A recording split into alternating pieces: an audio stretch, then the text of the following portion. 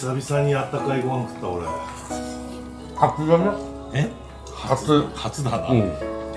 お店でこうやって。いつもおにぎりがカップヌードルだもんね。YouTube の幼稚園のやついい。笑顔がいい。笑顔がいいわね。元がいいから。うちは自分で言う。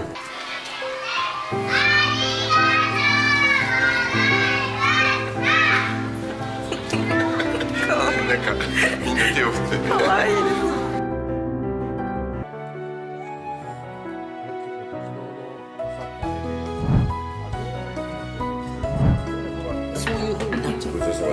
美味しかった。なんか座ってゆっくり食べたの久しぶりな気がする。